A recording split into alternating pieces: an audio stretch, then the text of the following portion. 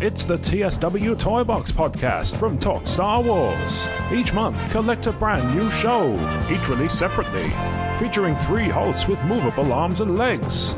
Marc, the Supreme Master, the Emperor. Jeremy, and he's got a lightsaber. And moderated by Rob. There's a trash monster. It's the TSW Toybox from Talk Star Wars. Now I know the Force is with us. Hello and welcome to the TSW Toybox, a Talk Star Wars podcast. My name is Rob and I'm joined by Marc. Hello. Hello, Marc. How you doing, mate? You all right?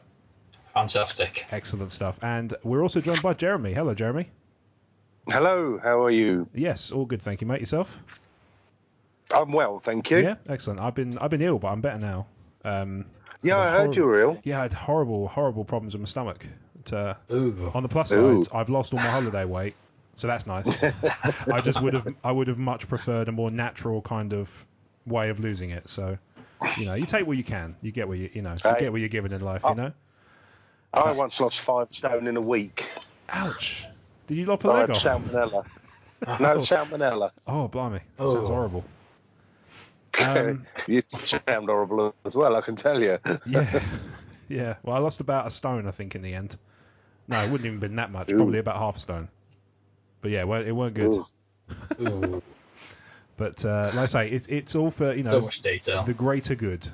Because the greater good is I look bloody fantastic now.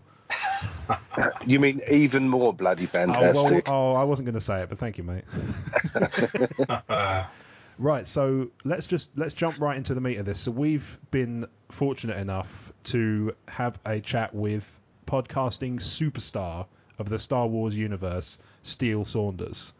And what we're going to do now is take you to that interview so that you can hear it and get a feel for his vintage collection and all things Steele Saunders. So here it comes. Right, so we have the immense pleasure of being joined by, I think it's fair to say, a heavyweight in the Star Wars podcasting world. So guys, welcome Steele Saunders to the Toybox. Oh, that's a bit rough, you guys. I've been working out. I'm trying to lose a few pounds. There's the stand-up reflexes. That's just starting out with an insult. That's just rough. And then in an audio, what does it matter how heavy I am? It's the voice. Oh well, I feel terrible. This podcast is over. I'm done. Oh no! Mic drop. I just feel awful now. But no, thanks for having us on, you guys. It's a pleasure. Thank you for coming.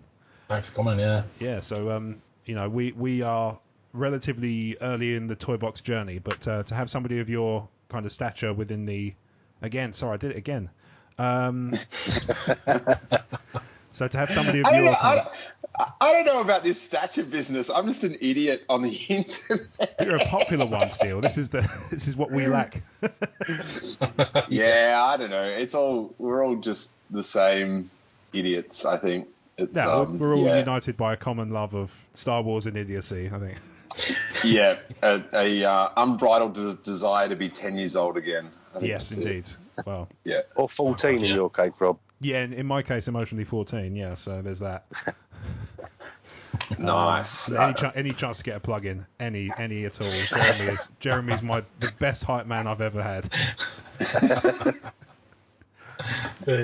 So we'll start off with a really a general one. So for those who aren't familiar, which like I say within the Star Wars community, I think that's going to be a small number. But just for the benefits of those who aren't familiar, tell us a bit about yourself and your kind of your media empire. I'm Steele. I'm from a podcaster from Australia, stand-up comedian, and I've just recently moved to LA, and I do the Steele Wars podcast, which has been going for about 3 years, and we do all different types of we do interview episodes, and we've got a call-in show. And yeah, I think that's about it, I guess. I do some TV stuff back home, which sort of helps out. So you can check on YouTube. I did interviews with all the cast and crew of The Last Jedi at Celebration. So I guess that's my claim to fame, that I made Daisy Ridley laugh, which was just a tremendous. It was very. I may have paused her face a few times during that interview. Well, that's a pretty good claim to fame, I'd say. Oh, yeah.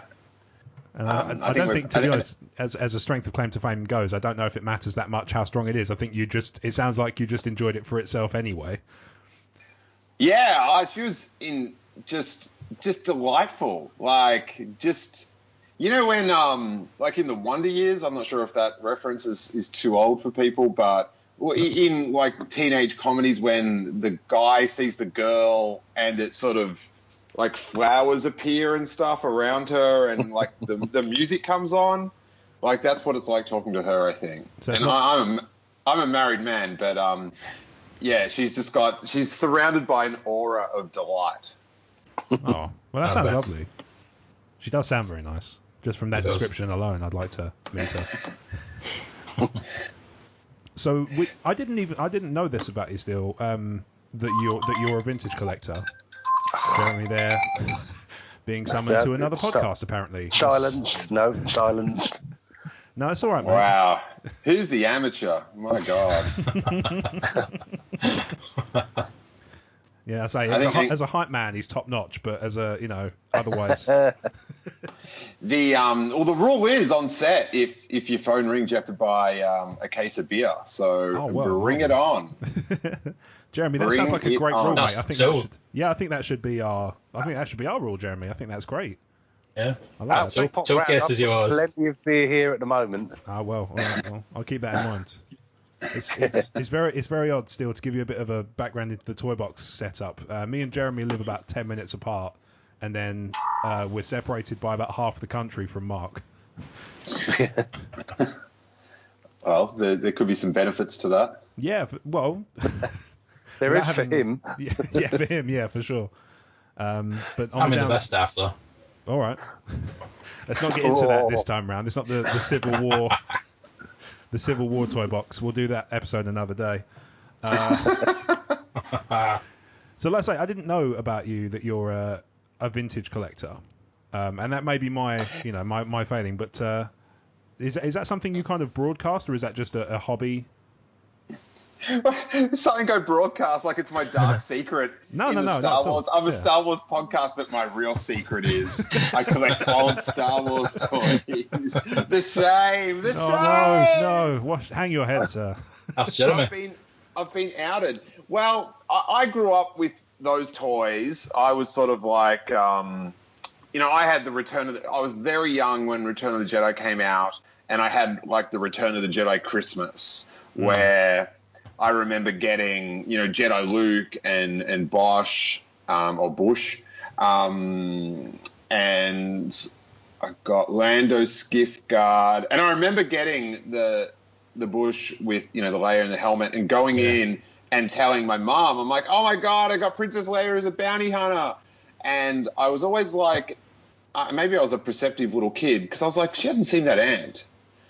And then years later, I worked out that she already knew that I had that as a figure. So she probably had to, go to 13 different toy shops to find it for me. Oh, for sure. But, so I had all the vintage figures, not heaps. I think, I'm not sure if we were poor or what. We definitely weren't rich, but we never had the vehicles or the play sets. And so we had mini rigs. We had lots of mini rigs. So I guess Mum just went, I can get 5 of these things instead of getting like a Millennium Falcon or an X-Wing or something like that.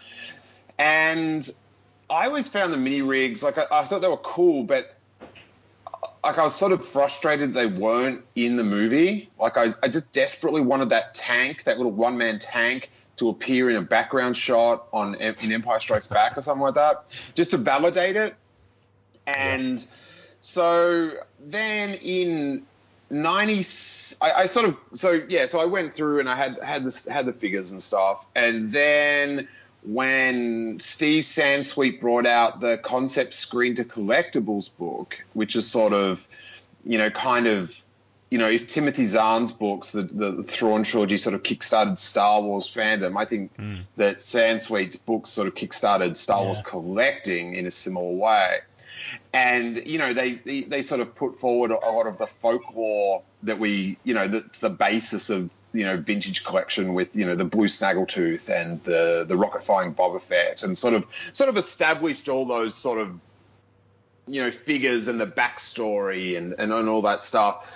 And so around then I got out my collection and started setting them up, and my friends found a collectible shop in the city that had the figures that sold them with the weapons. And I remember going in there, and my friends are, you got to check out this shop, it's got all these Star Wars figures. And I'm like, yep, I'm going to get them all. I'm going up there, right? So I go in there, and I could not believe that they were selling them for more than what they were worth originally. Like, I thought that should be illegal or something. Like, I was just like, what are you talking about? These figures are like $15, which, they all how they were priced would be bargains now. Yeah. But that time I was like, how can you sell it for $15? It's $2. I got it for $2 like 15 years ago. So I collected a bit of the vintage stuff, and then in '96, when they brought out the Power of the Force stuff, or Power of the Force 2, I was like, all right, I'll sell my vintage stuff, and I'll start afresh with this, because they're going to remake it all. And then, so I started with that. I always kept my original figure, which was like X-Wing Luke Skywalker, and his little head had to get stuck on a couple times and stuff like that. So I always kept him. But then I started collecting in '96 all the Power of the Force 2 stuff, and I got everything, like absolutely everything that came out I would get. And then when Attack of the Clones came out and the figures just weren't that good, and they just brought out like the 15th Luke Tatooine figure, I sort of, because I've got this like low-level OCD where it's like I have to get everything from that. Like I've got to have the sets. I like sets of things. Or like my thing is always I'll have one of something or the set. Right. So it's sort of like I don't like the like 4 of something. Nah, no good. And so the Attack of the Clones figures came out, and I was just like, these aren't doing it for me. And they brought out another Tatooine Luke, and I think he had the floppy hat, and it just reminded me of the Malibu Stacy episode of The Simpsons where, like Waylon Smithers is just like, but it's got a new hat, and I felt like I was sort of getting like punked, like this was a real life version, like they were doing some meta test to see if I'd buy it.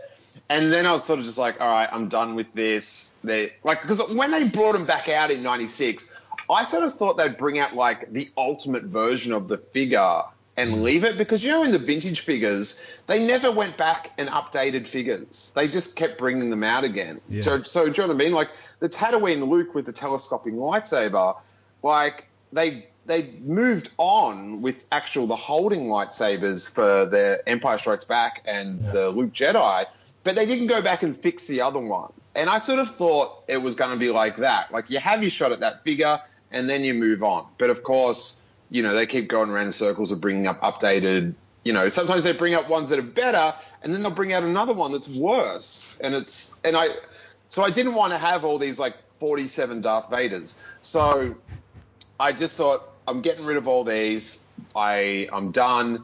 And I'm just going to collect the original figures and get the set of them, because it's like this, lifelong dream to have the back, you flip the card over and it would say collect them all. And, as a kid, that's not a suggestion, that's a demand. Yeah, yes, like, I think I will. And it's like, listen, back of the card, I'm trying, all right? And I'm only 5. Give me a break. There's only so many Christmases a year. And so then I ended up collecting all the vintage figures, which I had them in this case in Australia. And I remember when I put in, there was like I think I had to get Tebow was the last figure. And the night I put it in, I sort of like, waiting for something to happen, like that the lightsabers would light up or something, that it would unlock some toy dimension, that having them all the figures in the case, but they just sat there, and I just looked at them all night and just went, job done. So I collect the vintage ones, which I've sort of finished, and then I've got most of the vintage like vehicles and play sets, with very few exceptions, all loose. I'm not sort of, I don't want them in boxes, and I also, like, I don't have the money to have them in boxes. No. And I don't like them in the boxes. Like, I like having them in like a cabinet, and I can look at them. And because I never had them when I was little, like, it's super cool. Like, I got that Death Star playset, the plastic American one, and I was like, this is sick. It does all these things. And so I sort of get to, you know, after, because I used to get the catalogs and just stare at them. Do you know what I mean? Like, you get those little booklets, they were sort of like quite small, like about 15 centimeters wide or something, the little booklets, and just stare at stare. And like, so to have those, all that stuff in real life was super cool. So I collect the vintage Star Wars stuff, which I'm pretty much done. I think I need, and there's some stuff that I just don't like. I'm sort of just like, I don't really like. I've got the plastic Death Star, so I don't really want the cardboard one, because it's sort of like a double R. That's better. And also I wouldn't have a cabinet that one's so wide, so you have to get a really wide cabinet to fit it in. But the one thing I'm looking for is that Empire Strikes Back cardboard carbonite, the carbon freeze and chambing playset. I've never seen one in real life, and I love that scene. So that's one thing that I'm sort of looking for at the moment. But I don't like I sort of just wait it out for bargains and stuff. And then the other stuff I ongoingly collect in this day and age is quite strange. I get the Hallmark itty bitties, the little sort of 6-inch, or not 6-inch, they're probably like 4-inch teddy bears. Yeah. I absolutely adore them. I can't wait for new ones to come out. And then I collect the SH Figure Arts, the Japanese sort of Black Series-esque sort of hyper detailed toys, which are just amazing. Yeah. And you've got me on an exciting weekend. It's July 4th weekend here in America. Mm-hmm. And so I'm feeling very patriotic to my new country because it's a 4-day weekend. And that helps. My wife is in New York, like, for the weekend, and I'm trying this weekend. I've got this old glass cabinet that's got 3 tiers, and then I've got 2 shelves above my computer desk where I'm talking to you guys now. And my goal for the weekend, because I've only been here, like, officially moved for a month, is to get the cabinets set up. Nice. So I've set up the itty bitties above the shelf, and I've been staring at them, and I've decided they're a bit messy out of a cabinet. This is so funny. Like, my wife is very not forgiving, just sort of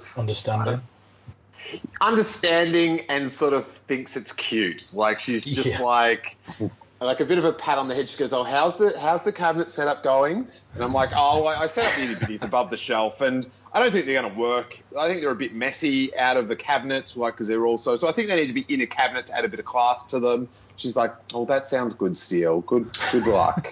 Just stay focused on this." So yeah, I think the itty bitty is going to go back in the cabinet, and then I'm going to have some one-off sort of mementos above the shelf. So this is high pressure stuff, you guys. This is big, but I can't wait to have them set up, because I'm not at ease with them not set up. Well, we're going to have like a housewarming thing in the next month, and I can't like decide on the date until I'm completely positive that my shelves will be perfect. Nice. Because otherwise I'll be standing by the cabinet and the shelves all night going, yeah, this one, it's not set up exactly how I want. And I'll be saying that to people that like do not care. So it's not going to be a good vibe for the party. That, you know, like it's going to be like one of my wife's friends, and I'm like, yeah, I haven't got that. I've got to get a few more of Jabba's bounty hunters on the skiff here, and but I'm working on it. And and that party guest will just be like, get me a shot, please. Make this guy stop talking to me. Make sure your cabinet's well stocked for that one. Yeah. Yeah. So I'm excited. I'm nervous. I'm apprehensive, but I think in the end, I think we're going to get there. Yeah. Nice. Well, it's good to have goals, I think. Yeah, and I think I don't know. Have you guys seen that thing that is it Collectaholics or Collectomania or that show? Yeah. That James Burns was on from JediNews.uk. Did you see that show? I think that's Collectomania. Yeah, and how he had all his stuff in boxes, and they sort of came and gave him like it was like sort of like a Queer Eye makeover of his house. Yeah. And so he had all the stuff in boxes and he wasn't enjoying them. And then they sort of said, well, if you take some of this stuff out and we'll do a nice display. Mm-hmm. And I was not at that level of issue at all. Like, I don't really have, in the scheme of like Star Wars collectors, I don't really have that much stuff. But it did teach me that having it out and displayed nicely so you can enjoy it, like it just makes you so much happier. Just have less and put it out in a nice way so you can sort of be amongst it and it can, I don't know, just fuel your happiness and stuff. I think that's really important. So that's why I've been so like edgy. I'm going to be so happy just to have like my shelves neat and stuff like that. And my, you know, and do creepy things. Like I am going to set up my little 5-inch itty bitty teddy bears in film appearance order, guys. I've made the decision. Nice. There'll be no more debate. This is split the fandom apart, how I'm going to do this. Do I do it in release order? So, because with the vintage figures, with the Kenner figures, I've gone in release order. Okay. You know what I'm saying? So when they actually came out by year in waves, that's how I set those ones up. Right. But for the itty bitties, you know, we're just going to have some fun with these ones. So I'm going in chronological. And then when you say, well, do you mean... Like, I mean, in the history of Star Wars. So, like, do you know what I mean? So we'll start at episode 1. We'll work our way through to The Force Awakens. So these are the big decisions I've been making while my wife is in New York. She's going to get back on my. It's such a stressful weekend. I wish you were here to support me. Well, hopefully we've alleviated that a little bit by letting you just talk it out. You know.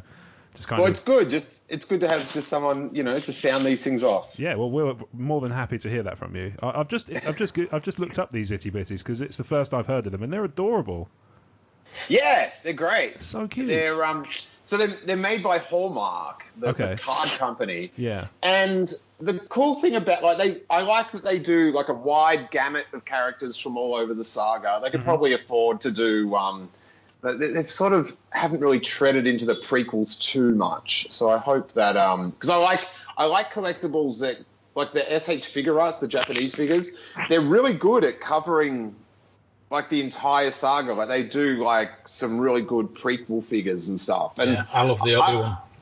Yeah, and I like things that like that the Celebration poster this year that sort of presents like because the different generations of Star Wars. Like storytelling is so fragmented, I think, and I like things that sort of bring it all together. So like that Celebration poster where it had, do you know what I mean, like Darth Maul and then, you know, so, like I love like Darth Maul and Captain Phasma together. Like they're all in the same universe. Mm-hmm. So I like stuff that does that because like so much of the marketing from each era and the aesthetic of the product are so different.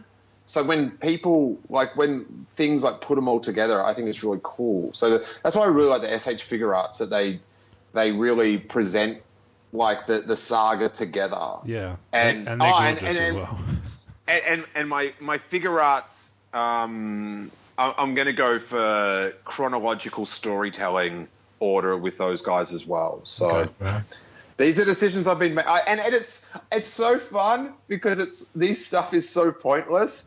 But like, I think it's rad that that I've thought this out, and everyone does it. They set up these little rules in their head, Sure, of stuff they're going to buy and how they're going to set it up. And I don't know. I guess it's I don't know. It's good to use your brain for such just meaningless stuff once in a while, because you can get worked up about actual real life important things. Yeah. But sometimes you need to kick back and ponder how your teddy bears are going to get set up. Yeah. I think I've read that there's science on this of, your brain kind of, focusing your brain on something, however trivial it seems, is a nicer way to stay sane.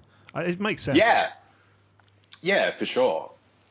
So that's my collecting habits, and I love anything from Japan. I normally love, because I like the Japanese, the fonts and the quality is amazing. Yeah. And then I always like to get, when I go to a convention, an exclusive as a memento of, going to that one. So I've got the two exclusive, the Hasbro, sort of the first figures from each film. So the Stormtrooper from The Force Awakens, and then Jyn Erso from Rogue One. They're the Comic-Con exclusives. So I'm hoping this year we get another Last Jedi exclusive, which I don't know. I kind of want it to be Luke, Jedi Master Luke, because I don't want to buy the Black Series figure of it, but I want it, and to have it, if it's a Comic-Con exclusive, well, that fits into my other rule, so I can get it. Yeah. Do you know what I mean? Yeah, because it's I've set up all these rules for myself, and then I'm trying to find loopholes around the rule. This is I don't know if I'm keeping myself sane or setting myself mental, but it's making you it's making you think around it, so it's actually challenging you to find ways around it. Also means test your rules as well. Yeah. But a sane person that doesn't collect Star Wars stuff, they just say, just buy the figure that you want. And I'm like, it's not that easy. Yeah, it's not that simple. Good day, these sir. rules, I live by these rules. Yeah, it's I'll just buy what you want. It's like, good day, sir. We are done. We are done here. You just don't understand me. No, this is it. Mark, do you want to chuck a question into the mix? Yeah, you've answered a lot of our questions, actually. But what was the collecting like in Australia back in the day? You've been to a lot of countries, collecting is. How was it in Australia? It's pretty good in Australia, I think. I don't, because I'm not collecting the modern stuff, the modern Hasbro stuff now, I'm not that invested in it. But I do sort of, you listen to podcasts, and I don't, is it normal? I can't go into a mall and not check out, I don't, there's nothing there I'm going to buy. Do you know what I mean? But I go into, anytime I'm in a mall and there's a Target or a Toys R Us or whatever, I have to go in there just to check the toy section. Oh, sure. Just to check what Star Wars figures. But, and there's no chance I'm buying anything. I don't collect any of that stuff. And I'm not just going to see a figure and go, I'm going to buy that. But every time I have to go through there. So it's pretty good. And I think Australia has had a good track record I think maybe because we're so close to Asia, but we always end up getting the exclusives released in some way in Australia. All right. Recently we had in Maya, which is a department store, they had the Comic-Con, which it might have been from the first year. It was the Black Series Comic-Con exclusive of Boba Fett and the Carbonite. Oh, Carbonite, yeah. Yeah, somehow that ended up in their stores last year. So we've had a pretty good track record with that. And when I come to America, it seems like the setups are about the same, about the pegs and stuff. But I don't know. I was really disappointed with The Force Awakens, the 3 3/4 representation. I sort of, there was so much Star Wars stuff, and we had these dedicated Star Wars aisles, which was really exciting. But we just didn't have the wall of figures that I remember when I was a kid. Like, you see those vintage Kenner photos, and it's just like the wall of figures. And one of my first memories in life is one of those wall of figures. That's how I got into Star Wars, because I was just like, well, this must be the best thing because it's got the most figures in the toy shop. And I just didn't see that, like where it would just be like, oh, my God. I see it in Japan. And in Asia, I'd see like the store displays, like people would send in photos and stuff, and they got it, just that overwhelming giant wall. And that was one thing I was sort of just like, oh, I don't know. I just think that, I don't know if the shelf space is worth so much now, but then they've got these like goofy build your own figures and stuff. Yeah.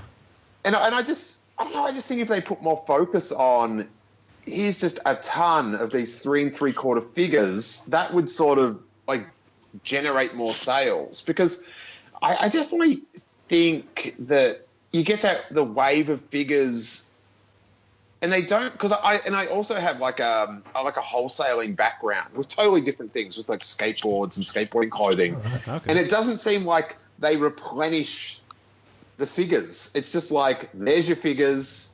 And then the toy shop just dwindles away until another bunch of figures come in 3 months. It's I don't know. I just the distribution's terrible. Yeah, it's really strange, and that was sort of like my one disappointment with the lead up to The Force Awakens was just like, I was like, yep, that wall of figures is going to be back. This is going to be awesome. This is going to be awesome. And even in, the Phantom Menace, we had those like sort of giant sort of, just like pegboards of figures and stuff. And I think that was sort of pretty common, across a lot of Western countries, that, you'd sort of get, if your store had 8 pegs of like 3 3/4, it was like, yeah, but I want more than 8. I want 100. I want to spend a lot of time flicking through those figures and to find all the ones that I'm not going to buy. Yeah. Are you collecting the 40th anniversary Black Series? No, I considered it. Like, definitely to Hasbro's credit, the packaging tempted me. Yeah, that's what tempted me. But the RTOD too. Yeah, but because I get the figure arts ones, I just went, like, I also don't like having, like, on the shelf, like, I sort of, I don't know, because I've only got so much space. I don't want to sort of double up with, like, here's the American version of this, here's the Japanese version of that sort of thing. Yeah. So, but, like, I thought they did a great job with it. I really, I'm sort of, like, sometimes people tell me, it's good to listen to you, really positive. And I don't like that. I was like, I'd rather you just say that I'm honest. And if stuff's good, I'll be hyped about it. And if stuff's bad, I will, be the same. Yeah. And, a lot of the Hasbro stuff, I haven't been that positive on. But I think what they did with that 40th anniversary thing, and then people can say, I wish they did this, that, or the other. But I think what they did as far as, like, serving collectors and also making a product that's going to retail really well, I think that they nailed it with that one. Definitely. Yeah, nice. So is there anything that you you mentioned the carbon freezing chamber, but is there anything kind of that you've always wanted that you've just never been able to get, or is that one? No, that one's probably not. It's sort of just out of curiosity that I want that one, and I'd like to have, because there's sort of not much in, like, when you look at all the play sets and stuff they made, like, Hoth gets a really good run. There's good Tatooine stuff with, like, the Cantina play set and Jabba the Hutt, and the Death Star's, well covered with the 2 Death Star play sets. But Empire Strikes Back, the Cloud City, like, it didn't get much play set love. So that little that little display I'm kind of interested in. I really love that English, the sharpener, the Death Star sharpener, which I know is worth a lot, and I think they're re-bringing it out. But you guys will be all across that, yeah. What is it? What's that company? Is it Helix or something like that? Helix, yeah. Yeah, I like that. My ultimate, the two things that I wish I could have that I've always got like eBay searches for is I want a really good Luke Jedi lightsaber replica without the blade, just the hilt, because that's my favorite. Like the Luke, on Jabba's barge doing the backflip. That's my favorite thing that's ever happened ever. And so I really would love that lightsaber. I think it's the coolest thing. And, I always talk about it on the Steele Wars podcast is like, I just want to see him use that lightsaber one more time in one of the future films, like Ignite the Green. That's what I want. And the other thing that I want, the vintage collectible that I want, is that Huffy ride-on speeder bike. Do you guys know that one? So it was made for like some sweepstakes in the 80s, like in 83, and it's like a little toy. You know how kids have got the little sort of pedal cars that they can ride around? Mm-hmm. And then now when you go into like Toys R Us, there's like millionaire kid ones. Like you can get like a Mercedes and stuff. Yeah. And it's like, this is out of control. But so they did this Huffy speeder bike, and you couldn't buy it, you could only win it. And I just adore it. I just think it's so cool. I when I saw it at Rancho Obi-Wan, I was just like, well, that's the coolest item ever made. And I always talk about, like, when people bring out products, like a good use of the license. So, you've been given all these crazy things from the Star Wars universe, like the Tauntaun sleeping bag. Like, it's perfect because it's how it's used in the movie. Do you know what I mean? You're cold, you want to sleep, you hop in. And they made it so perfect. When you open it up, it's got like an inside print of the Tauntaun guts. The zipper is a lightsaber, which is like a sweet visual pun. Yeah. That's good. And I think, when you watch the movies, like, a speeder bike, you make that into a bike that a kid can ride around. That's perfect. Yeah. Like that's such a good use of a thing. Like I don't like those Razor scooters, but if they made a Razor scooter and it looked exactly like the Battle Droid stack, I'd be like, oh, that's perfect. Like you took the thing from the movie. So I love things like that. It's how it's used in the movie, and then you adapt it to real life. Like currently, Huffy make they do like an X-wing ride-on like car. Yeah. But it's a car, but it just says X-wing on it, and it's like, well, that's not a good use of the license. No. But the speeder bike, oh yes, that's super good. So that's something that, like, one day when I have when we move into a bigger apartment or place, and then I've got like a separate like room to like podcast in an office, then I think I'd have to get that as a bit of a centerpiece to put next to my desk. Nice. I adore that speeder bike. I think it's beautiful. Yeah, I saw that on Toy Hunter. I think it was on Toy Hunter, wasn't it? Ah, cool, yeah. But yeah, they're the main things I want. I also collect the I don't know if you guys know the bear bricks, like the Medicom Japanese sort of vinyl figures. They're like sort of like a bear, and then they come in all different like paint variations. So like they're sort of like a bit of a bigger Lego figure. Oh, okay. Oh, I see them. Yeah. Yeah, I've just had a look at them now, so I'm not familiar. Yeah, and so the most popular ones in Japan are the bears, and then they license these bears out to every possible licensee in the world. I can see, as I'm scrolling through, I can see all sorts of weird and wonderful licensed ones. Yeah, from, like, because it's Japanese, like, things sort of work a bit different there, and it's a bit of an honor to have your products sort of licensed by these bears. Mm-hmm. And so, you can have Pepsi, AC/DC to Star Wars to X-Files to Lost, and like like David Bowie has had a bear brick, and wow. the Sex Pistols have had a bear brick and stuff. Yeah. And so I collect. There's like a 400% one. So there's the little ones. They're 100%, and they're about maybe 5 centimeters, 2 inches tall. Yeah. And then there's the 400%, and they're about a foot tall. And then there's the 1,000%, and they're about 3 feet tall. Wow. And they're amazing, but they're like really expensive. But I collect the 400% ones, which generally, like, there's a few weird hard ones to get, but generally they're about $100 each. Okay. And yeah, and I sort of just like.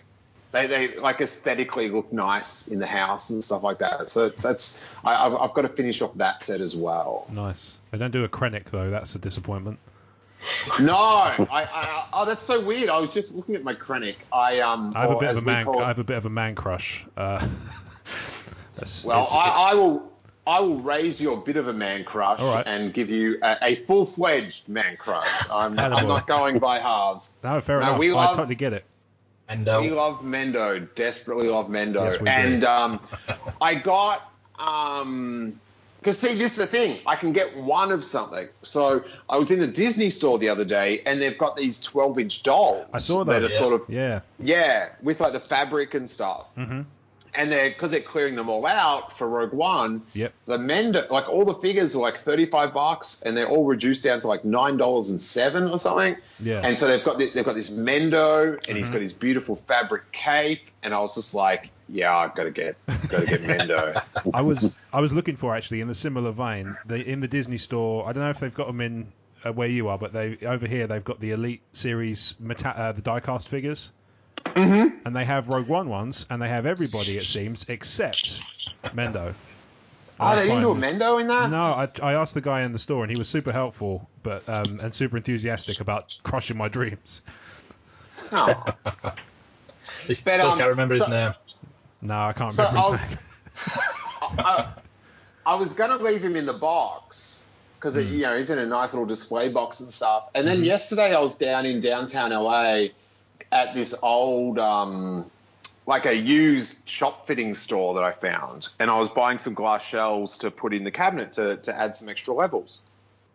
And they had these white sort of doll holder stands that were just sort of, like, this place was crazy, like a giant warehouse where you could search through it forever. Lots of dust and, lots of surprises and stuff like that. Yeah. And I found these doll holders, so it was white, so it matched, and it sort of got a white metal base, and then a pole sort of comes up, and it like clinches the figure on the waist. And I guess they're made for old Barbie figures or something. And I was like, it's white. It's just here. And I said to the lady, how much for that? And she's like, you can have it for $3. And I'm like, done. I'm unboxing Mendo. Yeah. He's getting out. He's getting some air. Good. Got all the air he could stand on Scarif. Still hurts.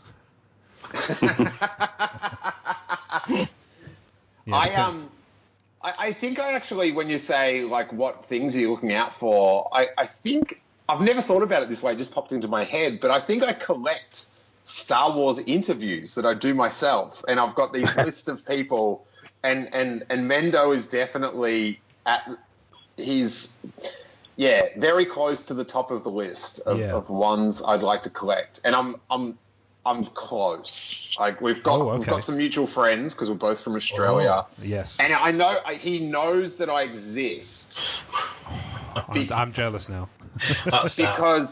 because I printed up these T-shirts, these Mendo T-shirts that sort of was sort of like a bite of, like, the vintage when you'd buy like a vehicle, and it would come with that instruction booklet inside, and it would sort of have a black and white sort of basic line drawing of the toy you just bought. So I did one. I got a friend to draw it up, and it's like that, but it looks like it's Mendo when he's walking through the water. So deleted scene. Oh, okay, yeah. And it says in Star Wars writing Mendo, and then how normally the, like, say the Death Star, and it would say Death Star with trapdoor and rope swing. Mm-hmm. So it says Mendo I with... just found it.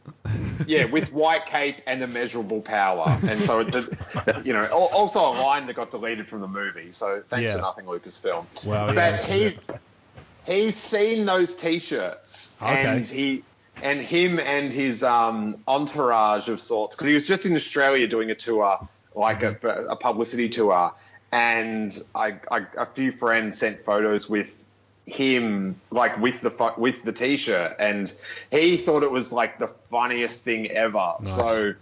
So I'm on his radar, nice. And I'm hoping that before the end of the year, me and Mendo can sit down and talk some wars, talk some white cape.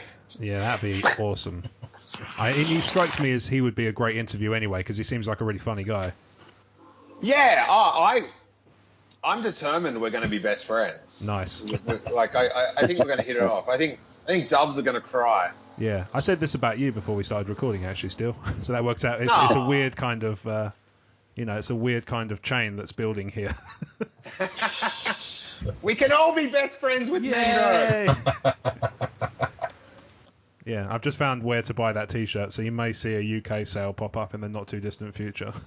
Ah, nice. Yeah. Thank you very much. I do rather. That's SteeleWars.com, everyone. That's SteeleWars.com. Yeah, we'll do the social media stuff at the end anyway. But if you want to chuck them in, feel free. Plug away wherever you want, man. If the plug's organic, go for it. I say. Yeah, absolutely. Yeah, let's say there'll be a stilted one at the end. But if you want to chuck them in organically, then be my guest. Mark, what about you, mate? Keep us going. Yes. Jeremy, are you sanding down your microphone? No, I'm here. I'm just enjoying the conversation. Oh, okay, good. All right. I can buy in at any point. I'm trying not to talk over everyone, that's all. All right, well, if you want to chuck one in, mate, be my guest. Well, I watched the Harrison Ford interview with the rings.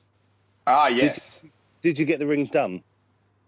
Yeah, okay, so to explain this one, an ongoing storyline sort of on the podcast joke was Jacqueline, my wife, and I were getting married about a week after The Force Awakens was coming out. And I didn't want to inject any Star Wars stuff into the wedding. Like, I had no interest in that. Like, I'm pretty, like chill and all that. Like, I think Star Wars has its place. Yeah. And there's a lot of people that had, especially before I started doing the podcast, that had no idea I really like Star Wars. So I sort of, do you know what I mean? So it sort of got its place in my life. But Jackie thought it would be really cool if inside we got engraved out in our rings the "I love you, I know." Nice. And so the debate raged up the year of who should have "I love you" and who should have "I know." Because of course, yeah. Obviously, there's different deliveries of it. Yeah, and my thing was like, well, the guy says it. Yeah. So I should have it because I'm saying it to you. And she said, well, it's the guy saying it to the girl. So Han Solo is giving that comment to Princess Leia. Okay. But I think at the end of the day, her main argument was she wanted the cooler line on her ring. So I had to go for that. But so then I got to interview Harrison Ford about a week before The Force Awakens came out. And it was for national TV for this morning TV show. Mm-hmm. And I was very paranoid because, Harrison Ford's got a prickly reputation, or a reputation for being prickly with these interviews. And, he's my, childhood hero. Like, I'm more of a Luke Skywalker guy, but, Han Solo is Han Solo, Yeah. And I didn't need him to like me when I did the interview, but I desperately needed for him not to hate me because like that would really sour, like the Force Awakens year, I adore my memories from that year. I had so much fun and I made so many friends and just made these great memories.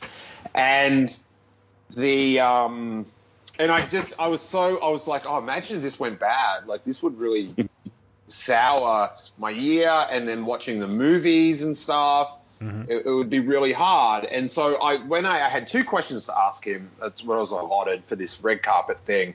And it's on national TV, so it's like a big, it's like the show has allocated me this job. And so there's that pressure of that.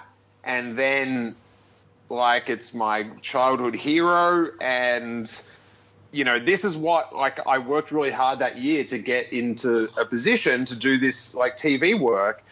And it's like, be careful what you wish for, because now I have to make it go well or my life will be ruined. And so, and because he'd done so many interviews that day as well. So he's been asked, all the questions. Yeah. So I wanted to ask him questions that would sort of relate to the mainstream TV audience that Star Wars fans would like, and he would have some fun with. So the first question I asked him was about how the cynicism in both Han Solo, the character, and Harrison Ford have both sort of evaporated since we last saw Han Solo. Do you know what I mean?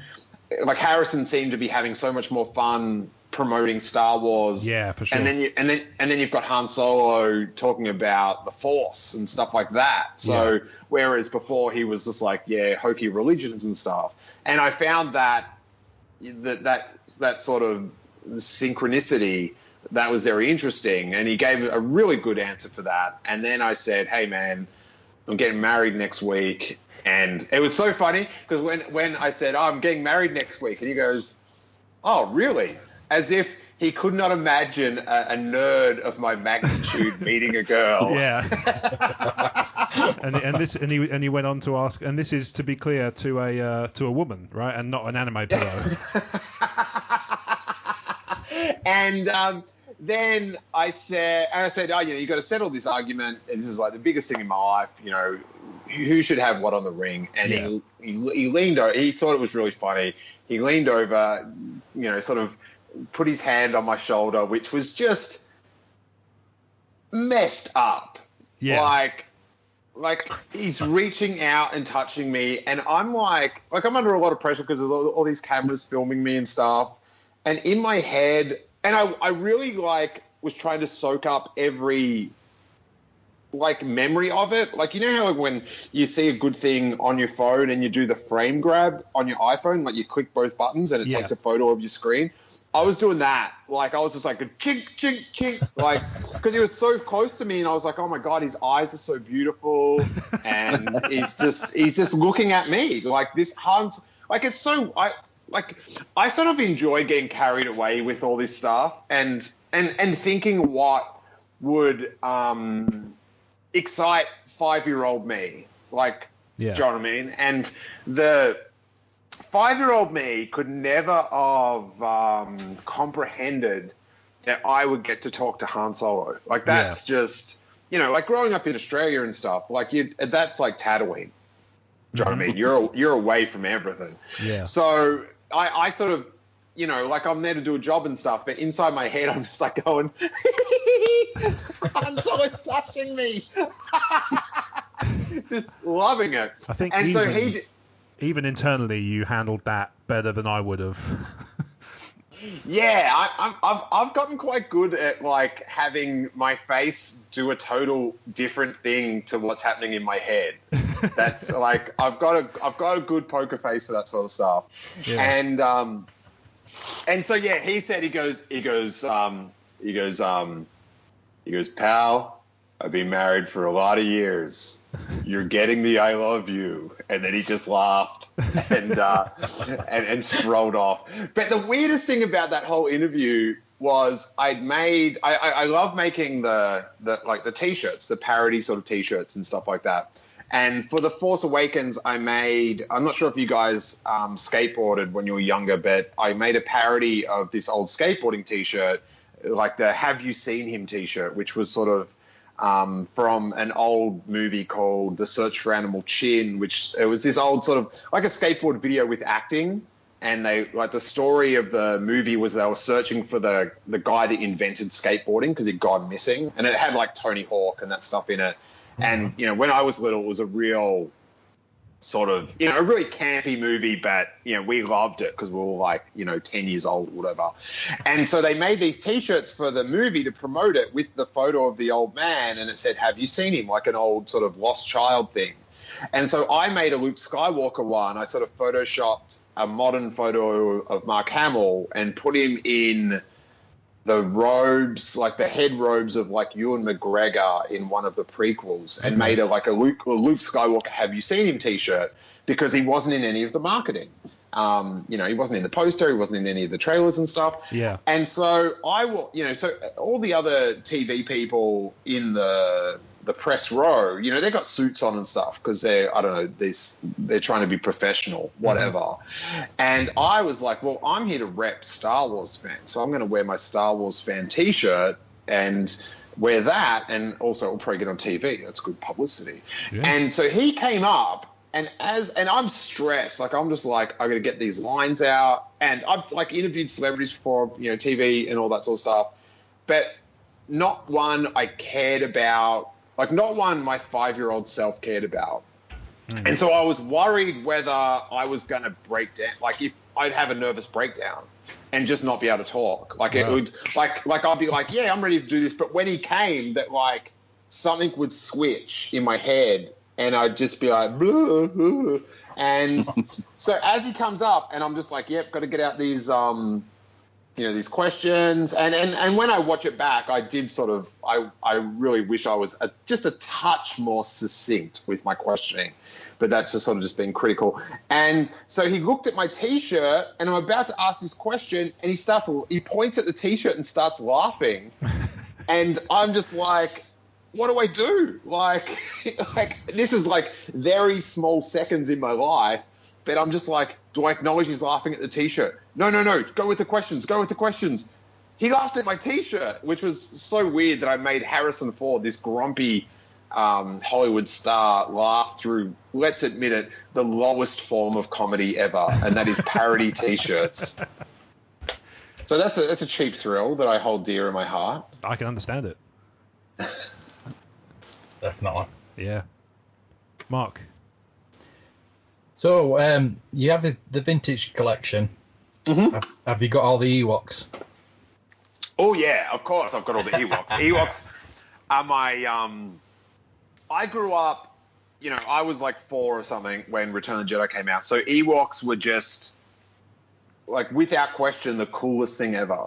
Yeah. The coolest thing ever. And I always say, you know, about people that get upset about that people don't like the prequels or don't like Jar Jar Binks, so they love Jar Jar Binks. It's like, just like what you like. Don't like you can't. I think a lot of Star Wars fans put their self-worth with the movies, sort of thing. So it's sort of like if someone doesn't like a lot of people say to me, "Oh, sorry, I don't really like Star Wars films," and I'm like, I don't care. It doesn't matter to me if you don't like it or not.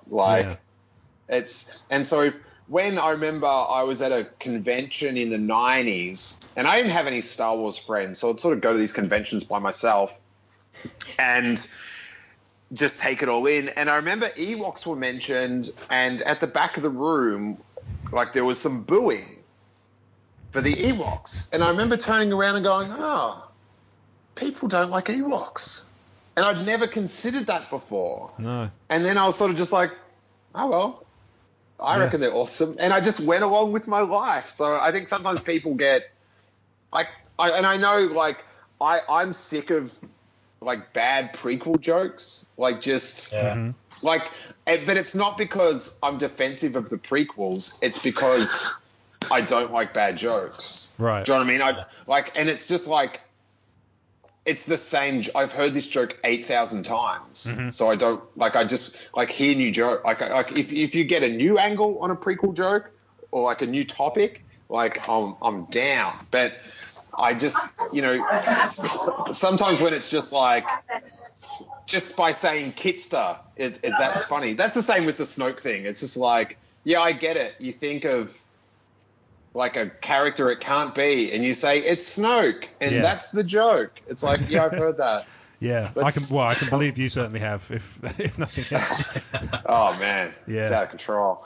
Yeah. But so Ewoks definitely have a big place in my heart. So I do have a little. When I look at my cabinet now, I've got all the vintage Ewoks except I think I might be. There's one Wokling that's like quite hard to get, and I don't have him. Right. And then they've been bringing out these really cool ones that are about a foot tall at the Disney parks. And Jackie for Christmas got me like a basket of them all. So they're sort of they're so there's like 6, and they're really like really nice updated plush versions of Ewoks. Oh, and of course, probably my favorite Star Wars collectible is my life-size Wokling that walks about my house, and that's my Persian cat Jerry, who he's like one of those flat-faced cats, and he looks exactly like a Wokling. And I sort of fell in love with Persian cats because they look like Ewoks. So I guess that's my favorite collectible is my cat. And Okay. Because I just think Ewoks are adorable. Like when I was little, like I would have killed to have Wicket as my best friend. Oh, yeah. Like that would have been my dream to have Wicket as my. So now my cat is sort of like my little best friend. So I got to sort of vicariously have that. But I interviewed a couple of weeks ago Mike Quinn, and he played Neum in Return of the Jedi and The Force Awakens and The Last Jedi.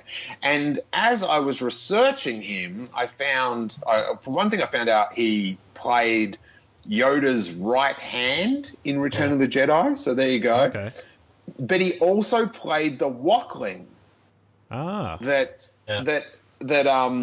sort of hides when C-3PO is telling that story. Oh, it's that one. Okay. And so I was quite, I was prepared to talk to Neum. I was not prepared to talk to a Wokling.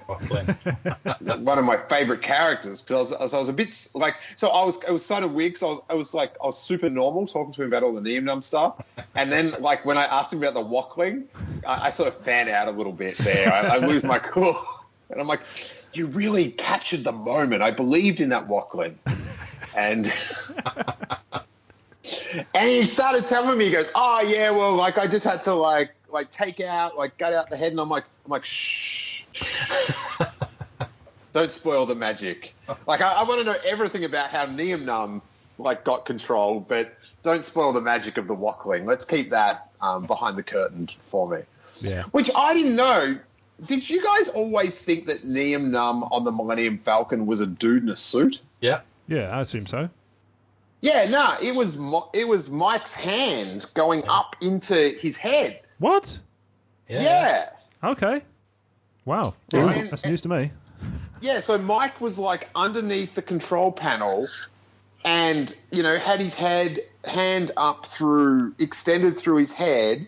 And then there was another guy controlling a few other little things maybe. Yeah. But then Mike was underneath and he had a screen watching, what the camera was seeing. Mm. And then there's another scene, because originally Neum was just going to be a dude standing at the Endor briefing scene, on Home One. Yeah. And so that's a guy in a suit, but you never see him close up. Oh. So the mask isn't that good because it doesn't need to be because it's far away. Yeah. And then it's quite strange because then over time, when he came back to play him in The Force Awakens, everything had progressed so much, and now it actually is Mike in the suit with the head on. So, I always thought, it was one of those things I didn't even comprehend that it wasn't a dude in a suit when he was sitting in the Millennium Falcon. But now you've said that, it makes sense that if he sat down for the whole scene, every scene they're in, then it makes sense that they wouldn't need it. Right? Yeah. But, so you never actually see him articulate anything when he's not sitting down. Yeah, exactly. It's weird to think that, that's the first time now you've mentioned it. It makes perfect sense, but never even thought about it. Oh. And that's a weird thing about stuff. Like, how do we still, like, we know so much about all this stuff. Yeah. Totally useless things, by the way. And we somehow keep coming up with these new little factoids to find out. Yeah. 30 plus years on from Jedi. Yeah, like I love when they release like, or not release, but when someone posts like a photo from the original trilogy that you haven't seen before, even like a behind the scenes, it's just like, oh my god, that's amazing. Mm-hmm. It's so thrilling. I saw one. Where did I see one today? It was Carrie and George Lucas in Jabba's throne room, and she's in the sort of in the Bush outfit, but she's not got the mask on. But it's just a behind the scenes, and never seen it before in my life. Nice. And I say that movie's nearly 35 years old. Yeah, they took so many photos, like, and it's weird because I guess when at the time they pick, these are the ones for the making of book, this is the press ones, and they sort of get locked into, well, they're the ones that just get used forever. Yeah. But then when they sort of go back through the vaults to find other ones, like even that photo of Carrie Fisher that they used for like the 40th anniversary sort of tribute poster that they gave out at Celebration.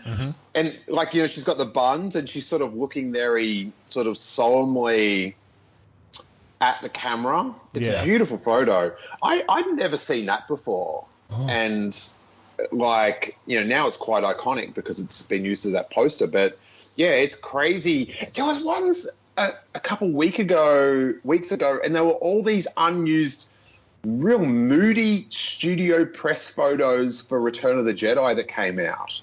Right. And it was sort of like they sort of like had a concept, and it was sort of like all these shadows in this studio of all the cast members sort of standing together and then singly. And they just said they never used them. But I saw them get posted a couple of weeks ago, and I was like, oh, that's so weird, because you've got such you've stared at those photos for so long. It's like when you watch the special edition when they came out, you had everything in that movie on lockdown, and then when you see something slightly different, it's just like such a mind blower. Yeah. It is odd when you see like you say, something brand new that nobody's ever seen from going that far back in time. It's weird. It's weird, I suppose. Your brain just goes, that can't have stayed for so long without anybody seeing it. It's especially in the internet age, it's almost unheard of for that sort of thing for things to be secret anymore. Yeah, or even when they released that footage of Luke building the lightsaber on Tatooine, how weird was that? Like, it's just like, how does this exist? This is a weird dream. Yeah, it is odd.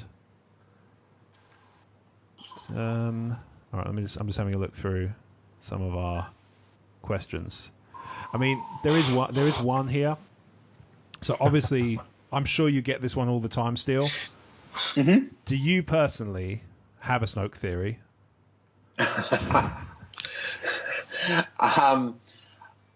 I don't believe in Snoke theories. I believe in Snoke facts. All right, okay. That's where I'm coming from. You're not big on this Snoke fake news, then? No.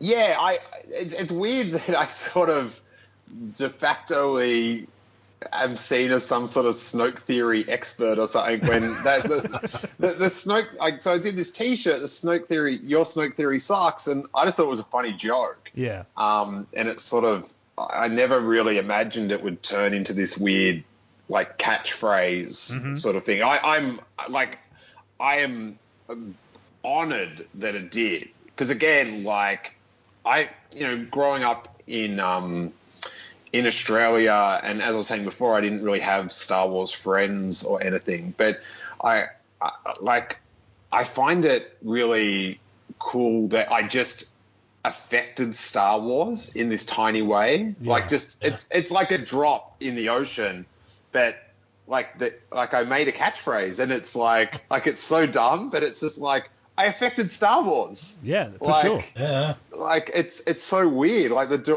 like the director of the film thinks it's funny. So my theory is that it's a new character, and I'm holding very firm to that Snoke is about 7.5 feet tall. Yep. And has longer than normal arms. Okay. So that is, you can quote Luke Skywalker on this one, and that is, I believe in one truth, and that is the truth. Yeah. And I think for any theory that you want to come up with, you also then have to tell me, how did this person's body transform into this? But if you're going to say Mace Windu, then I'm probably more interested in how he got so white. He did he pulled a Michael Jackson. That's more interesting to me. Yeah, I mean that would be an interesting canon novel if that sort of pans out. It'd be controversial, I can tell you that much. Yeah, I'd say so. Yeah. That's a good word. So, yeah, I just think it's a new character. I think I'm fascinated, and sometimes I'm fascinated and annoyed at Star Wars fans' just sheer desire, and in a way that they can ignore logic, to have everything be connected. That there's this giant universe, but essentially it's just this, there's more connections than a small town village. Yeah. And it's just let him, it'd be so good if it was this, say it's Mace Windu or whatever. Mm-hmm. What does that do? What does that, people just think, they just get an adrenaline rush of it being, it's connected, it's that. Yeah, and it's but what's the storytelling of that? Why would Mace Windu, he got betrayed by the Sith, or he didn't get betrayed by the Sith, but he got destroyed by the Sith. So now he's evil like the Sith, and he's out to get the Jedi. What's the story arc of that? It's silly. It doesn't stay with his motivations, and then all the reincarnation stuff and that.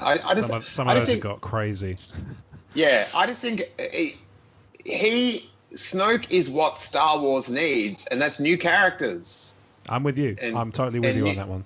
And new scenarios, and this just repeat thing, it's no good. So I think it's, I'm interested to know how it will be revealed, his backstory and stuff, and where it came from. So I just take him as a new character. I actually got to, I've touched in real life the Snoke Lego figure. Right, yeah. And he's got this beautiful metallic gold robe that the Lego's sort of got this metallic print on it to give it this glistenery sort of thing. And he's a bit of a hot dude. He's got a bit of chest showing a bit of cleavage, and the gold member. Yeah. So so you know how I was saying about good use of the license and all that? Yeah. Man, Think Geek, please bring out a gold Snoke bathrobe. Yeah, nice. Oh my God. Yeah, I would love to. I'm not a bathrobe guy, but if you bring out a gold Snoke one, I'm copping one.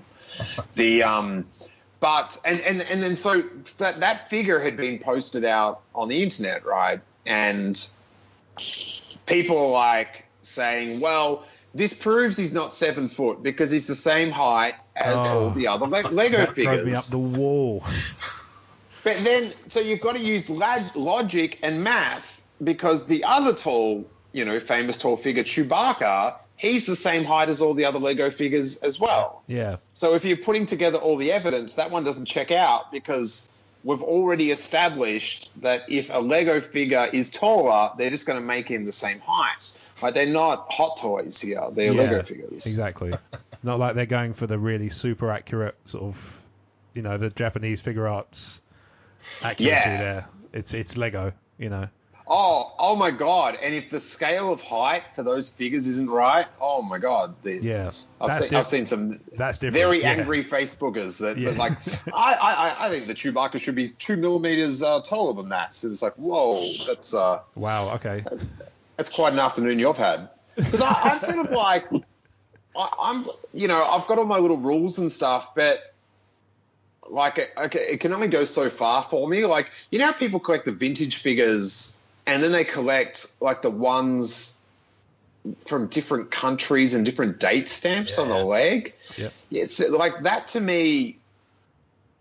That like and I don't like. I'm not dissing those guys or girls. Mm-hmm. Like, that's just it's however you want to have fun. But for my mind, like, that becomes like it's a bit like it's like work or something to like go through at every collectibles fair I go to and look at the date stamp of every loose figure to, like, I don't know, that I don't get it, like, a rush out of that. So it's weird how people, like, it's people's, I think, personality sometimes, like, comes through in what they collect in a weird way, and with their bizarre rules they make up. Do you guys have weird rules? Some. Yeah, it's been known. I mean, I'm trying to look around and see if there's any rules in my immediate vicinity. The only one I've got is my Funko Pops are all arranged by their cinematic universes. So I don't have Marvel stuff. I have Marvel stuff together and Star Wars stuff together and DC stuff together and stuff like that. That's how right. Could you though? No, how could you mix them? Gross. Yeah, exactly, that'd be odd. It's weird. It's like cats and dogs living together. And that's the thing, right? That, like, if I went into your house and you had mixed them all together, I'd judge you, dude. I'd be like, this guy, what's he doing? He needs to. I'd sort of hope you fixed it on the sly, and then I'd just come in one day and just go, oh, that's so much better. Also, I have the hero clicks as well, but that's they're, What's a hero? What's a hero click? So they're collectible miniatures you can play a game with as well. So they're a bit like trying to think of an equivalent. Oh, you're a Star Wars guy. You're familiar with the X-Wing stuff, like the miniatures games? So they're just not Star Wars. It's like a miniatures game. Superhero equivalent, basically. Okay. What universe? The lot, mate. I have a lot. I have a rather significant collection, and they're split by Marvel and DC to their various drawers and storage areas. So the one company that makes the hero clicks, they've licensed both DC and Marvel. Yep. Yeah, it's made by that's cool. It's made by WizKids, which I think is an offshoot of Wizards of the Coast that do all the sort of, collectible cards, all the plastic crack stuff, Yeah. I think the only thing stopping them from having Star Wars is that Fantasy Flight are doing such a good job with their stuff. Yeah. So in the game, the Hero Click game, and the way the cards are set up, you can have, like, Superman take on Spider-Man? Yeah. The idea is that they're all they're balanced against each other across all the sets. So you can have, you can have your kind of dream matches almost. But you can play thematically, and a couple of my friends won't mix when they make a team. They won't mix Marvel and DC. It's kind of gives you all the freedom you want to, to mix and match as you see fit. So you can have, a friend of mine does it based on characters you've actually, if he's doing a Fantastic Four team, you're limited to anybody who's been in the Fantastic Four in the comics, that sort of thing. See, I admire that. Because I love these like these rules that we live and die by that are just like so pointless, and I think that's cool as. But that's sick that you can you can have like the X-Men go up against the Justice League or something like that. Yeah, me and my friends, like I say, me and my friends frequently do. They take great pleasure in proverbially knocking the head off my John Constantine. But the thing is, I'm going to add some of my weird rules to this. All right. That I think it's sick that DC and Marvel can team up or fight each other, or the bad guys from both sides can get together, the good guys from both sides to get together. Mm-hmm. But if you told me that, like, just say that they'd licensed Star Wars as well, and you were playing like Marvel versus Star Wars, that would disgust me. I'd have to end the call. So it has to be, I don't know. They can't mix and match within their respective media, I guess. No. Like, nothing can cross over with Star Wars. Oh, I see. Okay, I understand what you mean now. Yeah. Like, I know that there's like the same for me. Yeah. Like, there's a crossover. Like, so the comic, like having Marvel and DC together, that's interesting. And I know there's stuff like Thundercats sort of did some sort of team up with Masters of the Universe or something, but they sort of fit. They sort of fit, but like nothing fits with Star Wars in my mind. Like, there's no like crossover that is like can be accepted under any circumstances. Like, I know they made those Transformers, but that's just like a toy. Yeah, that's a bit different. Yeah. Like, if they did, and maybe they did stuff like this back in the day, but like if Marvel brought out, like if I'm at Comic-Con this year and during the Marvel panel they announce that they're going to do, we're just going to have some fun and we're going to do this Spider-Man v Darth Vader comic, I'd start protesting. Like, I would cause a scene. Yeah. It would be I'd be so angry about such a pointless thing. I'd really be upset. No. Yeah. I don't know. I think I'd be with you on that one, actually. I mean, like, the only situation under which I'd put Star Wars HeroClix in the mix if I made a conversion, but that would still technically be a Marvel character with a Star Wars figure on it. If that makes sense. Yeah, it makes sense, but it's not right. Well, I haven't done it yet, so maybe maybe deep down I'm kind of resisting on a psychic level. Hey man, with great power comes great responsibility. Well said. Well said, that man. Guys, you got any other questions to ask our esteemed guest? Just one. Okay. The vintage figures in Australia, were they who distributed them? Was it Kenner or Palatai or a totally different company? That's interesting. I think it was Kenner. Yeah. I'm not sure if they had Palatoy stuff or not.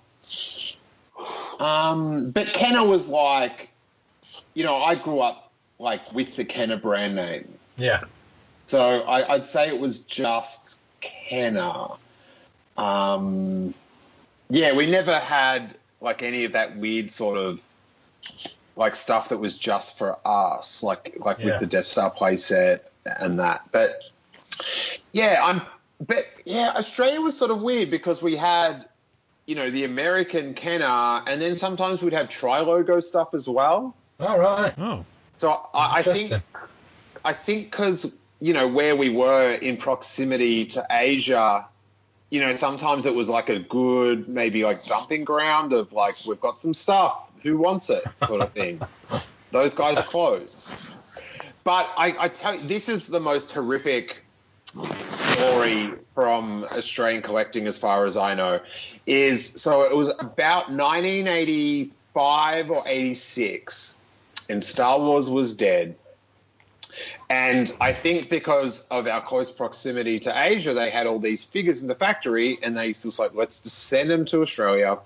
And we have like a show, like the Royal Melbourne Show, which is kind of like the town's, like the city fair or something like that. I'm not sure. Like, every different country's sort of got a different sort of a name for it, but.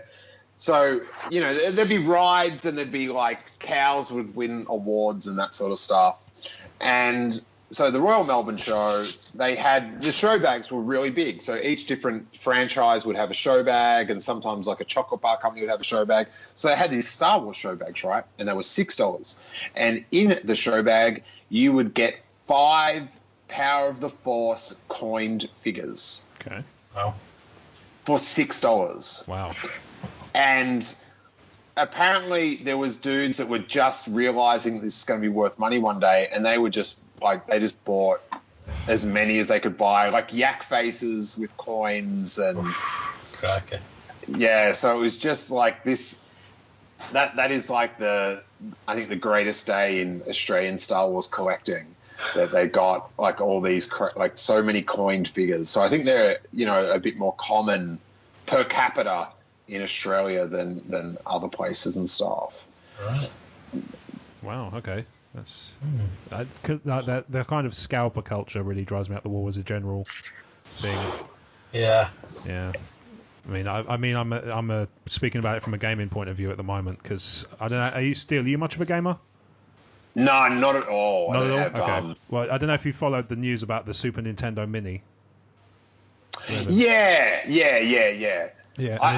Already sold. Already, all the pre-orders are being exhausted because people are just ordering 10. Yeah. Yeah. Oh, that stuff's like I think that's a bit different to like. Like you realize that they're basically throwing out these figures, and you go, well, I'm going to get them, and in 5 years I'll be worth. I think that's a bit different to a little bit, like, yeah. I think it's sort of smart than because it's not like you're taking them from anyone. Like no one wanted them. True. Yeah. This is true. Whereas the Nintendo stuff and even the Comic-Con stuff, like I've already seen. There's auctions for, San Diego Comic-Con exclusives that, they're not out for 4 weeks or whatever. Yeah. Because it's just that it's it's a dirty game. It's a dirty game for sure. Yes. Sad times. Right, guys. Any more questions for Steele? Not from me. I'm just listening again. Yeah, no, that's cool. That's fine. You're allowed. That's all right. Awesome. Well, I think that we've kind of reached our crescendo. Steele, at this point, we give all of our guests the opportunity to plug any and all, pimp out their wares as much as they like. So the floor is yours. All right, here we go, guys. Here we go. Here's some sizzle. So if you haven't heard it before, the Steele Wars podcast comes out twice a week, most weeks. One is the sort of classic episode, which is like me interviewing someone from either that's been involved in Star Wars or is a Star Wars fan of note. And we've had some great ones. We just did one with, as I said before, Mike Quinn, who played Nien Nunb. We've got a really good new one up with Stephen Stanton, that played Admiral Raddus in Rogue One and Grand Moff Tarkin in the cartoons. One with Leonard Maltin, who's a classic film critic that interviewed George Lucas for those VHS box sets back in the day. And one of my favorite ones I always tell people to listen to is I did a really fun interview with Nathan Hamill, who's Mark Hamill's son. Oh, okay. And he's a massive Star Wars fan. He's about my age. He's a great guy. And we always sort of hang out at conventions and stuff. And it's just really funny because the weird thing of growing up a Star Wars fan and, going to your friend's house and your friend's got, like, your dad as a toothbrush. And, like, just the weird reality that he lived in is very interesting. So, you can get all that at steelewars.com. And if you're into YouTube, we're just sort of amping up the YouTube presence. We're going to be doing, like, a weekly news sort of recap on YouTube. So that's at youtube.com/Steele Wars. And that'll be up in a couple of weeks.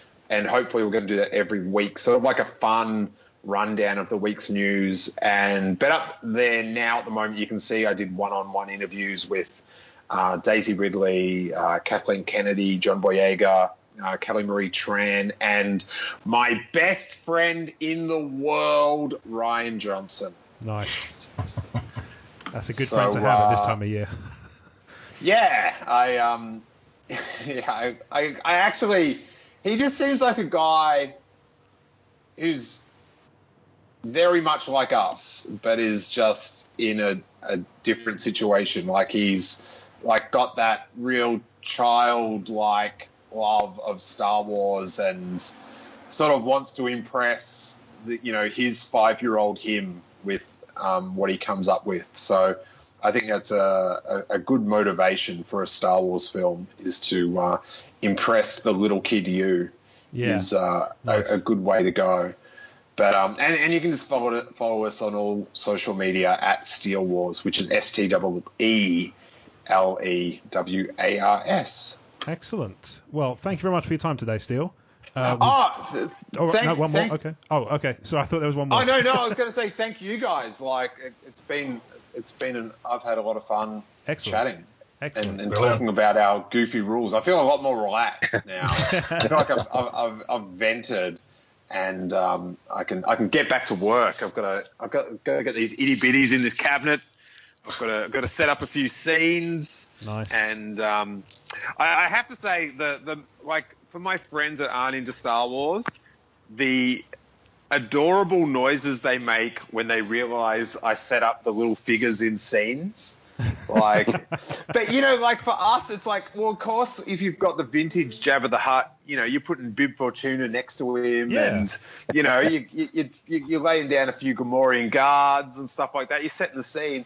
But yeah, real proper people that have normal lives, they find that adorable. Yeah, I can only it's imagine. Oh, you made a little scene. Yeah, that's so cute. Yeah. Awesome. Thank you, Steele. Thank you guys. I've had such a good time.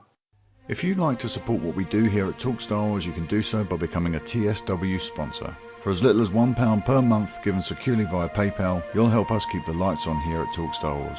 When you become a TSW sponsor, we will automatically make you a TSW VIP. As a VIP, you'll get access to an exclusive stream of content that provides you with a daily podcast called the TSW Kessel Run, membership to the TSW VIP Facebook group, priority releases of shows such as the TSW Toybox and TSW Comics. You'll also get priority access to the TSW Feature Com series and weekly Facebook Live and AMA sessions. There are also newsletters and a monthly prize draw. Head to talkstarwars.co.uk/support and become a TSW sponsor today, and the Force will be with you always.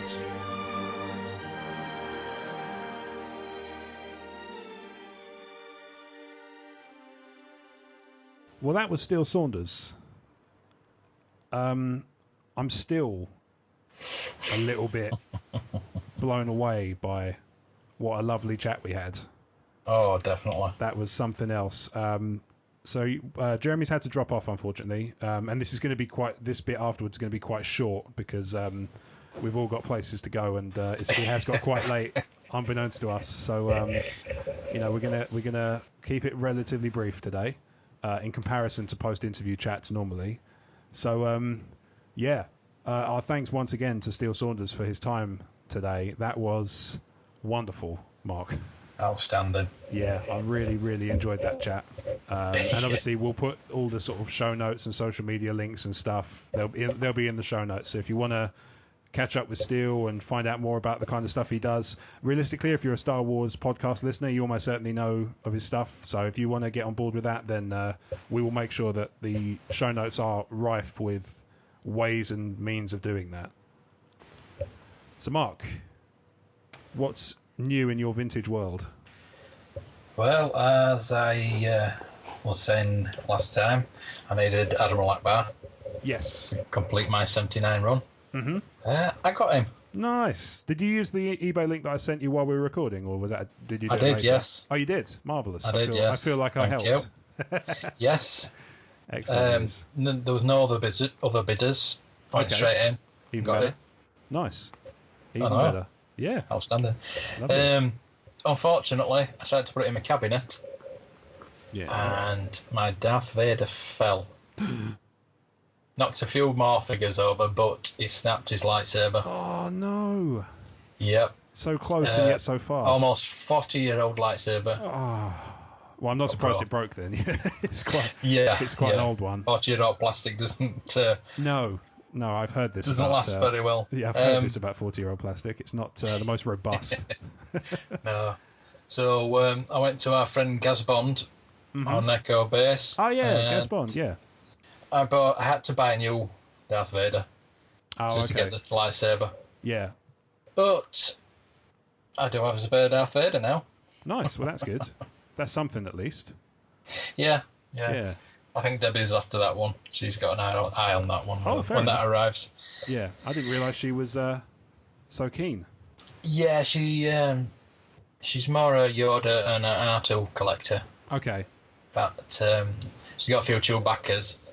Yeah. But we haven't got the life-size Darth Vader, and she likes that quite a bit. She didn't like it at first, but she likes it now. Yeah.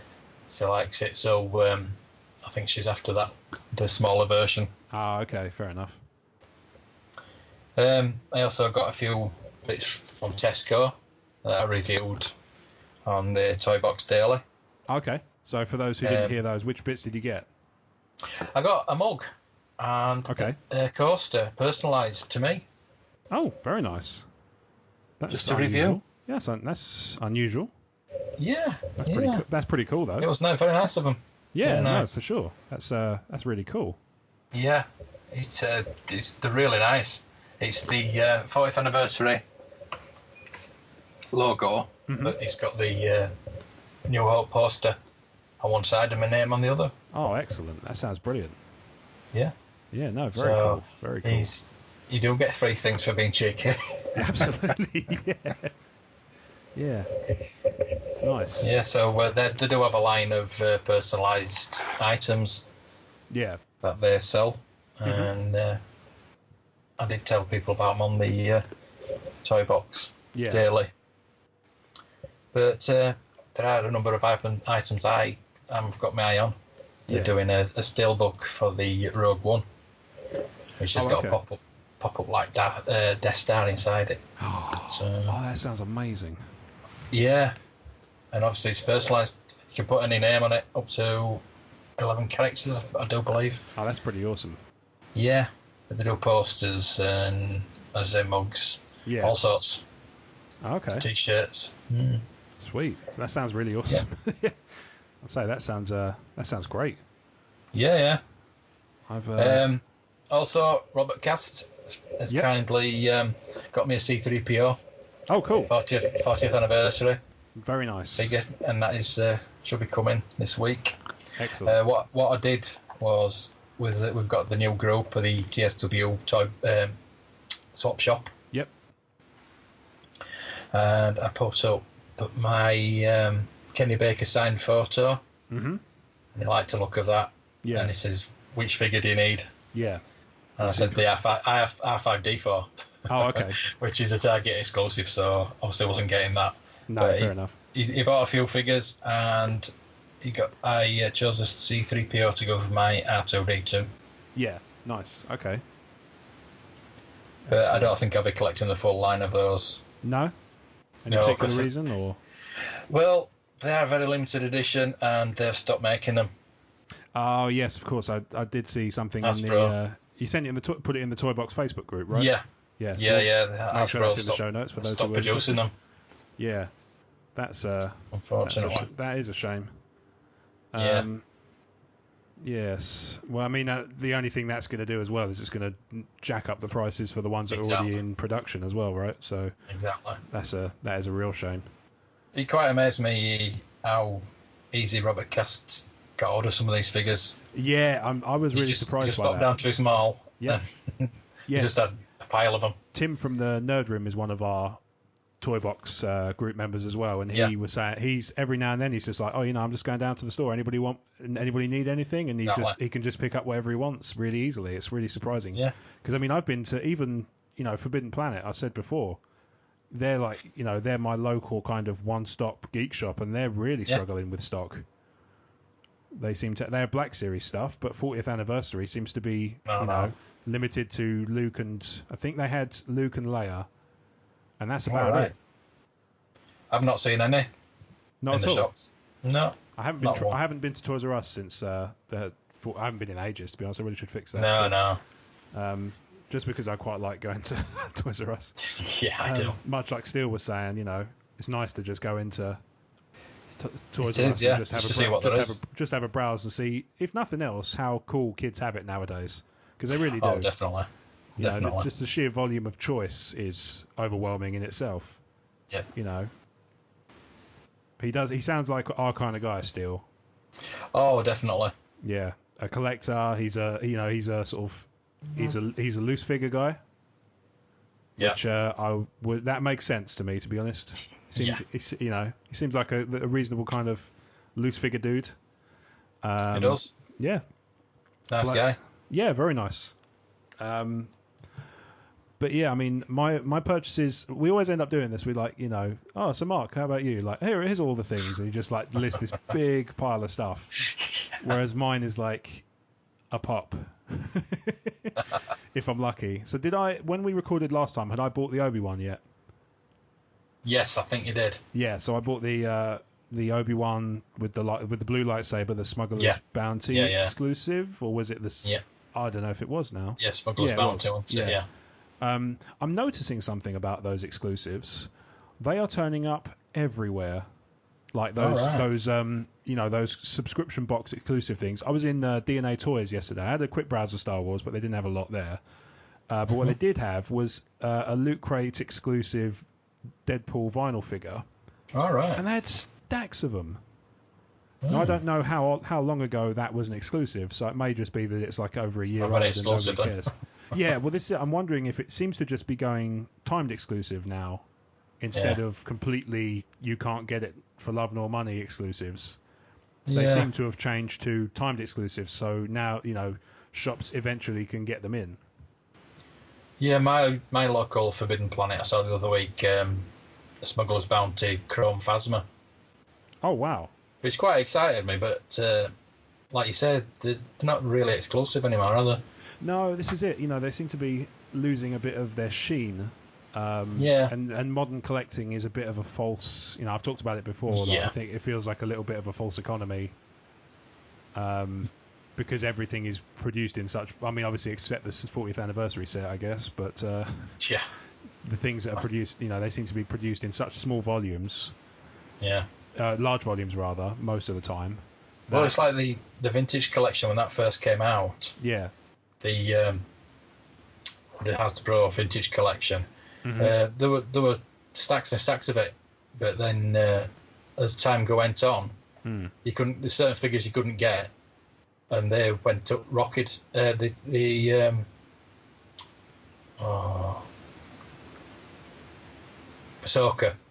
Yeah. The Ahsoka vintage collection. You couldn't get it for less than £300. Wow. That's incredible. That's a 3 3/4 figure. Yeah, that's really odd. Yeah. I don't really get that. I mean, they're bringing it out again next year. So we'll see how that goes. Yeah, I did find myself tempted the other day. They've reduced the 6-inch Black Series Finn to a $5. All right. It's the one in Poe Dameron's jacket. Yeah. That's quite tempting. They did reduce the Krennic in Forbidden Planet, but not by enough for me to take a punt. I have got it on a few eBay listings watch, just in case the price drops. Yeah, I like that one. Yeah, it's really nice, that one. So it does kind of... And obviously it's Mendo. We've just been discussing how much we like Mendo. Yeah. But yeah, it's... The one I bought recently, so I bought another couple of pops a couple of weeks ago. So I just happened to be in Forbidden Planet on my lunch, wandering around like I do. Bought a couple of bits for the E14 toy box, the unboxing. So a few bits of HeroClix and stuff. But one day I went there, and they had Galactic Convention exclusive Grand Admiral Thrawn pops. Right. So I had to. Oh, at that definitely. point I had to. So now I've got like half a dozen Star Wars pops that haven't been unboxed yet, just because I'm still working out where I want to put them. Much like Steele was kind of, alluding to, the decision on where to put them is more complex for people like us than normies. Definitely.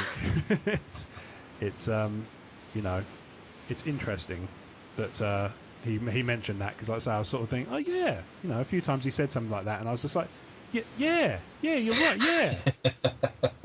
Yeah, what he said. That's a mark of a good guess, though, I think. Oh, yeah. Yeah. No, I don't think we said much, did we? Just No, he's able to let him go. Yeah, wind him up and let him go. Ask him a question, and we got a thorough answer. No complaints there, because it makes my editing life a lot easier. But yeah, I mean that the Thrawn thing off the top of my head is the only thing I remember purchasing Star Warsy recently. Yeah. I have got my eyes on a couple of TSW t-shirts, but I don't wear my Palpacino one enough, so maybe I should fix that first. I think it's seen action twice so far since I bought it, so maybe I should fix that first. And by the sound, there's a Mendo t-shirt in my future, I'm sure. Yes, sounds like it. Yeah, it's pretty cool. It's pretty cool. I had a look while we were chatting, and it does seem pretty cool. Yeah, I think Marc might be sorting one out. Cool, nice. As we speak. Yeah. Excellent. Well, I mean, that's kind of. Is there anything on your radar, on your horizons for collection? I mean, Darth Vader, presumably. Yeah, that should be coming tomorrow, hopefully. Oh, you've already got one on the way, yeah, of course. Yeah. Steele actually mentioned them, that he collects them, the SH figure arts. Oh, are you getting one of those? I am looking at them. Okay. Definitely wanting to get one. Yeah. I've been in touch with them to see if I can get one for review, being cheeky again, but... don't ask, don't get, mate. No. I've got my eye on the Obi-Wan Kenobi Episode 2 figure. Oh, okay, nice. He's just... Oh, sublime. Yeah. I'm just having a look now, trying to find it. The sculpt on that is just perfect. I thought it was a still from the movie. Okay, good, eh? Yeah, oh yeah. Oh, crikey. Unbelievable. Okay. Yeah, I have to have a look at this. See, Obi-Wan. Oh my lord. Yeah. That's incredible. Yep. Oh, that's nice. I like that a lot. Ton of time for that one. What have they got in the way of... that is something I'd probably unbox and have on display. Oh, sure, yeah. I mean, I mean, even the episode 1 Obi-Wan looks really cool. Oh, yeah. Yeah. Get that in a Darth Maul. Oh, that Darth Vader's beautiful. Yeah. Oh, man. So are these articulated? It's fully. Oh, if you look in the other pictures of it, of course, yeah. You can pose it in any pose you want. Nice. Oh, that Death Trooper. Do you know, actually, that Death Trooper might be, if I go for one, that might be what I go for. That is beautiful. Yeah. That is awesome. Rather special. Do they have a Krennic? I have to ask. I don't think so. They probably will be bringing one out. Yeah. They bring them out quite regular. Yeah. I think they're going through the prequels at the moment. Okay. Oh, they do have... No, hang on. No, that's Black Series. And actually, that's weird, because it's on the SH Figure Arts website. Do they make both? No. Why have they got it on there, then? It's Bandai, I think it is. Is it just... Maybe that's in the forums. No, maybe they just sell them. Okay, interesting. I assumed it would be... if it was on their website, they must make it, but maybe they just sell them. Maybe they're just an authorised reseller or something. Yeah, maybe. Yeah, that's news to me. But I can see this doll, the 12-inch one that Steele mentioned. It's right. That's really accurate. Yeah, it is. For a 12-inch doll, that's crazy good. Yeah. Might have to take a trip back down to that Disney store. I've got the Ray looking at me right now. Oh, okay. Nice. I imagine that's probably a good one, actually. Oh, it is, yeah. Yeah. It is. You get a couple pair of hands. Yeah. You get the lightsaber and staff. Oh, okay. Nice.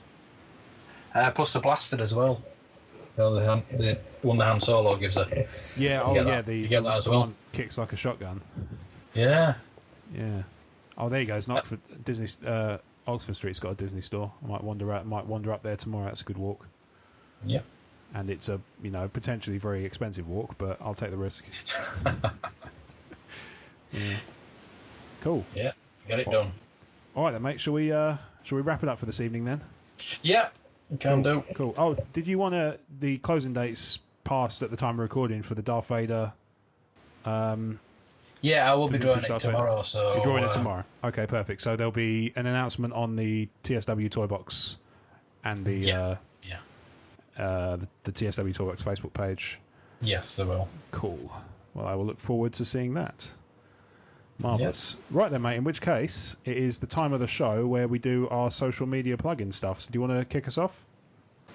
Yes, I've made a new account on Facebook. Mm-hmm. It is TSW Toybox Daily. That is my new name. Nice, okay. For my daily podcast. I'm Blue Harvest UK on Twitter. Okay. You can also go to the TSW Toybox Facebook page. Yep. And the TSW Swap Shop page. Okay. Oh yeah, I'll add that into make sure that's in the show notes as well. So it's a Facebook group for TSW Toybox, and then we've got a separate group now called Swap Shop. Yep. Which allows people to trade for cool Star Wars things in a safe and friendly environment. And there's no scammers. We vet very carefully. Oh yeah. Yeah. Definitely. And no repro either. No repro. They'd have to, at the very least, they'd have to declare it and hang their heads in shame. Oh, definitely. Any other social media bits? I got your Twitter, Facebook page, Facebook group, and all that. Is that all? No, that's everything? That's about it, yeah. Excellent news. All right, so you can find me on Twitter and Instagram at RobWadeVision. Obviously, you can find the Talk Star Wars overall fun stuff. Actually, I'll do at Rowling Jeremy as well, is where Jeremy is. So just because he had to drop off doesn't mean he doesn't get a plug. That would be remiss of me, and I would feel bad. So you can find all of our stuff at talkstarwars.co.uk. There's a TSW Facebook page, at Talk Star Wars on Twitter. You can also interact with us on various different things, social medias and stuff. All Talk Star Wars. Look for Talk Star Wars on iTunes if you found this through somewhere else. You can also, if you like the kind of programming we do and you want to support the network and also get a few bits and pieces a little bit before everybody else, so they go to the VIPs first. Our VIP program is the place to go. So you can go to talkstarwars.co.uk/support, and you can give as little as £1 a month or equivalent international currency, equivalent converted currency, in order to support what we do and gain access to a VIP exclusive Facebook group, all sorts of Facebook Live stuff we do in there, and it's just a really nice place for fans to chat. Again, it's a safe place. It's a nice, quiet place out of the way of, the noise levels of places like Twitter and stuff like that. So it's a great place to go if you want to talk to friendly, like-minded individuals in a more relaxed environment. We are definitely the place to do that. Yep. So thank you very much, as always, for listening to the TSW Toybox podcast. And Mark, you want to take us home? May the toys be with you. It's